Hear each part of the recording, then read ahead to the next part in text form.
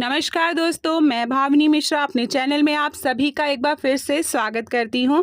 हलषष्ठी का व्रत आने वाला है जिसको ललही छठ का व्रत भी कहते हैं। ललही छठ का व्रत कैसे करेंगे, पूजा विधि क्या होगी, पूजन सामग्री क्या क्या लगेगी, साथ में मैं व्रत के नियम बताऊंगी, कौन कौन से कार्य हमें नहीं करने चाहिए और क्या खाया जाता है इस दिन। संपूर्ण जानकारी आपको इस वीडियो में मिलेगी, तो वीडियो के साथ बने रहिएगा। तो मैं सबसे पहले आपको बता दूं कि पूजन सामग्री के बारे में, क्या क्या पूजा सामग्री की जरूरत पड़ेगी। तो उस पूजा सामग्री की हम बात करेंगे तो इस तरह से हमें कुशा चाहिए रहता है और कुशा के साथ बरगद के पत्ते, ये देखिए इस तरह से गमले में लगा लेंगे और एक बड़े बर्तन में रख के तालाब बना लेंगे। अगर आप अकेले पूजा कर रहे हैं, बहुत से लोग एक जगह पे बहुत सारे लोग पूजा करते हैं तो वहाँ पे जमीन में तालाब बना के बीच में कुशा और बरगद के पत्ते इस तरह से लगा देते हैं। तो ये पहली सामग्री है। दूसरी हमें चाहिए महुआ, दही चाहिए, भैंस के दूध का दही होना चाहिए, घी चाहिए, भैंस के दूध का घी होना चाहिए। तो ध्यान रखना है, गाय से बनी चीज़ें उपयोग नहीं की जाती पूजा में और खाई भी नहीं जाती। उसी तरह जोता बोया खाया नहीं जाता। हल षष्ठी का व्रत है तो जो चीज़ें हल से उगाई जाती हैं वो जोता बोया नहीं खाया जाता है। साथ में हमें चाहिए चढ़ाने के लिए केले, आप केले ही चढ़ा सकते हैं, केला चाहिए। हवन के लिए हमें कुछ लकड़ियाँ चाहिए, साथ में खिलौने चढ़ाए जाते हैं। आप कोई भी बच्चों के खिलौने ले सकते हैं, हल षष्ठी के व्रत के दिन चढ़ाए जाते हैं। श्रृंगार का सामान, चूड़ी बिंदी षष्ठी माता को चढ़ाया जाता है। चूड़ी बिंदी सिंदूर, नया कपड़ा पहन के पूजा की जाती है ज़्यादातर, और नई साड़ी चढ़ाई जाती है, तो नई साड़ी आप चढ़ा सकते हैं। तो ये सारी पूजन सामग्री है। पुष्प आप चढ़ा सकते हैं, फूल, माला, तो ये सारी चीज़ें चाहिए। अक्षत के रूप में हमें पसही या तिन्नी का चावल जिसको बोलते हैं, रेड कलर का कुछ होता है, तो पसे और तिन्नी के चावल ही खाए जाते हैं। ऐसा माना जाता है कि जोता बोया नहीं जाता है, तो उसी को हम चढ़ाएंगे भी और उसी को हम खाएंगे भी। तो ये पसही का चावल इस दिन खाया जाता है। तो ये पूजन सामग्री थी, संपूर्ण पूजन सामग्री। तो अब मैं आपको बताती हूँ पूजा कैसे करनी है। तो सबसे पहले जैसा कि मैंने बनाया, एक तालाब बना लेंगे, कोई बड़ा बर्तन लेंगे, उसमें कुशा लगा लेंगे और बरगद के पत्ते लगा लेंगे। फिर पत्तों पे जल चढ़ाएंगे, गंगा जल अर्पित करेंगे। उसके बाद हल्दी का लेप लगाएंगे, हल्दी घोल लेंगे पानी में और उसको अर्पित करेंगे। जहाँ पूजा स्थल है वहाँ पे आप नीचे आपको ऐपन बनाना होता है, आप आटे से ऐपन बना सकते हैं, तो ऐपन बनाएंगे। उसके बाद जो है हमको जो है अक्षत के रूप में पसेही का चावल आप चढ़ा सकते हैं हलषष्ठी माता को। उसके बाद पुष्प चढ़ाएंगे, माला अर्पित करेंगे, फल चढ़ाएंगे। फल में जैसा कि मैंने बोला कि केला ही चढ़ा सकते हैं, तो आप केला चढ़ा दीजिए।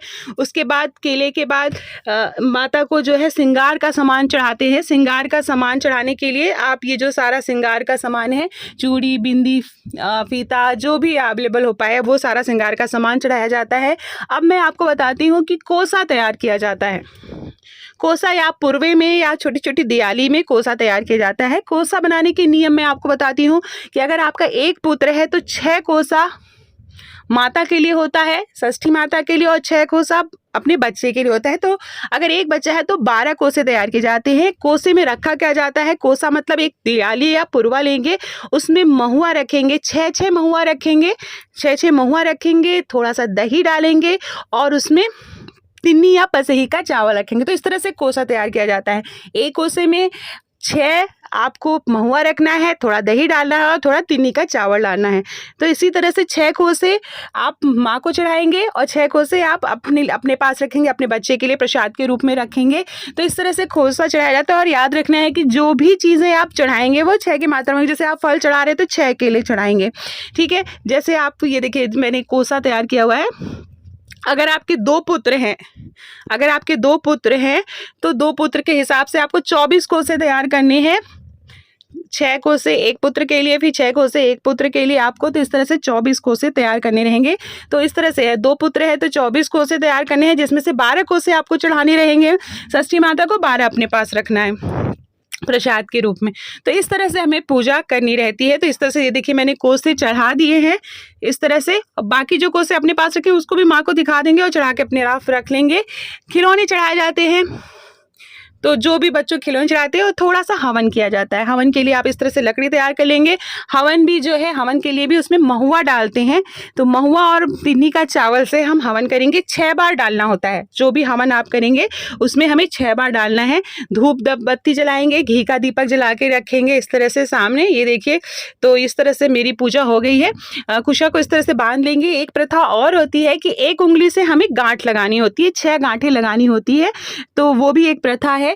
उसमें आपको अगर कोई मन्नत मांगनी हो तो आप मन्नत मांग सकते हैं। तो इस तरह से हमें हवन कर लेना है। हवन में जैसा कि मैंने बताया कि 6 बार हवन डालना है और उसमें आप तिन्नी का चावल और महुआ आप इस तरह से डालेंगे। तो ये थी संपूर्ण पूजा विधि। उसके बाद आपको हल षष्ठी व्रत की कथा सुननी होती है। 6 कथाएं होती हैं। 6 कथाएं आप सुन सकते हैं। हल षष्ठी माता की 6 कथाएं आप सुनिए। उसके बाद जो है इस तरह से हमारी पूजा संपन्न होगी। इसके बाद षष्ठी माता की आरती आपको नेट पे मिल जाएगी। आप षष्ठी माता की आरती कर सकते हैं। नहीं आती है तो जय षष्ठी मैया करके आप आरती कर सकते हैं। आरती करने के बाद हमें बड़ों का देखिए, मैं आपको दिखा रही हूँ कि हमें इस तरह से हवन करना है। देखिए, 6 बार हमें डालना है। महुआ ही डाला जाता है, महुआ और तिन्नी का चावल डाला जाता है। फिर उसके बाद ये जो हवन में महुआ आपने डाला है उसको बाद में थोड़ा सा जब जल जाएगा तो उसको निकाल लेते हैं और उसे अपने बच्चे को खिलाना होता है। घर के बच्चे हैं या जो भी आपके बच्चे हैं, बेटा है या बेटी है, इस तरह से आप चढ़ा सकते हैं। उन्हें खिलाइए और अपने पति को खिला सकते हैं। ये प्रसाद के रूप में बहुत ही इसका सबसे ज़्यादा महत्व होता है। ये सबसे अच्छा प्रसाद माना जाता है। और बहुत से लोग अपना प्रसाद नहीं खाते हैं, तो जब कहीं ग्रुप में पूजा हो रही होती है तो वहाँ से भी प्रसाद ले सकते हैं। तो इस तरह से हमें पूजा करनी है। नियम व्रत के मैं बता दूं, जब तक पूजा नहीं होती है, 12 बजे के आसपास दोपहर में पूजा होती है, तो जब तक पूजा नहीं होती है हमें निर्जला व्रत रखना होता है। उसके बाद पूजा हो जाने के बाद हम अपने व्रत में आपको पसही का चावल खाना, जोता बोया नहीं खाया जाता है तो आप पसही का चावल खा सकते हैं। पसही का चावल बना लीजिए, वो खा लीजिए। उसमें आप चाहे तो भैंस का घी डाल के आप उसमें खा सकते हैं। उसके अलावा अगर आपको चाय पीने का मन हो तो भैंस के दूध की चाय पीजिए, उसमें चीनी नहीं डालना है। तो बहुत से लोग महुआ डाल के उसको पका लेते हैं, चाय की पत्ती नहीं डालनी होती है। तो चाय बनाने का तरीका ये है कि दूध लेंगे और उसमें महुआ डाल के पका लेंगे। तो ये इस तरह से चाय पी जाती है। तो मैं आपको क्या क्या खा सकते हैं वो बता रही हूँ। और ये सारी चीज़ें, और एक कोई साग भी होता है, बहुत से लोग वो साग भी खाते हैं। तो चावल के साथ साग खाने की भी प्रथा है, वो साग होता है। तो इस तरह से ये बस चीज़ें खाई जाती हैं। उसके अलावा कुछ भी नहीं खाया जाता। बहुत से लोग केला खा लेते हैं, लेकिन हमारे यहाँ खाली पसही का चावल खाया जाता है। तो वही पसही का चावल आप दोनों टाइम खा सकते हैं, सुबह भी खा सकते हैं और शाम में भी खा सकते हैं।